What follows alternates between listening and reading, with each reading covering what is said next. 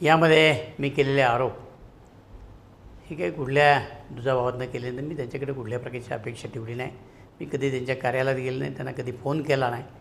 कारण सुरुवातीच्या काळात महिना 2 महिन्यामध्ये ते ज्या पद्धतीने वागले आणि ज्या पद्धतीने वागत होते त्यामुळे माझ्या लक्षामध्ये आलं की असा विचित्र माणूस हा आपल्याला आपल्या तालुक्यात नको, म्हणून मी त्याच्या तक्रार करायला सुरुवात केली की ह्या चुका तो करतो आहे.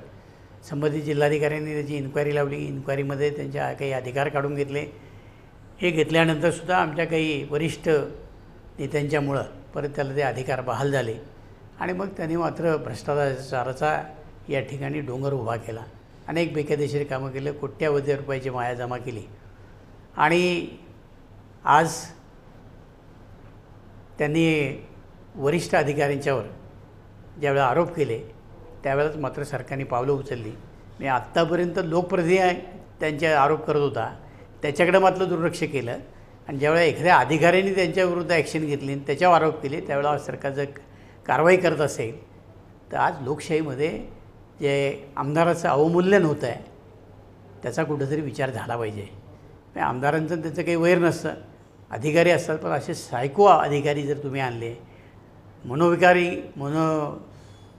असणारे असे अधिकारी मनोरुग्ण आणले तर असे अधिकारी काम करण्यापेक्षा अधिक वाद निर्माण करतात आणि म्हणून अशा अधिकाऱ्यांच्या तातडीने चौकशी होऊन त्याच्यावर निर्णय व्हायला पाहिजेत. पण तरीसुद्धा मग त्याला कुठेतरी दाखवलं तो याच्यामध्ये मॅटमध्ये जाईल, तो अमकं करेल तमकं करून म्हणून त्याची बदली लांबवली जाते किंवा त्याच्यावर ॲक्शन लांबवली जाते. पण ज्यावेळेला मात्र अधिकाऱ्यावर आरोप होतात त्यावेळेला मात्र सगळे कायद्याचा वापर होतो.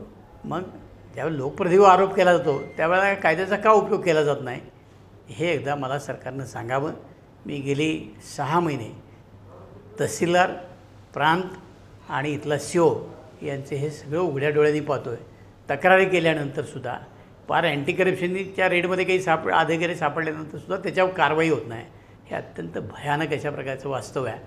माझी विनंती सरकारला एवढीच आहे की लोकप्रतिनिधीचा आब राखायचा असेल आणि जर कारभार सुरळीत चालवायचा असेल, लोकांना न्याय मिळायचा असेल आणि शासनाच्या योजना लोकांपर्यंत पोहोचवायचं असेल ते भ्रष्टाचारी अधिकारी पहिले बाजूला करा आणि चांगल्या अधिकाऱ्यांची नियुक्ती करून चांगली कामं व्हावीत अशीच अपेक्षा निमित्ताने व्यक्त करतो.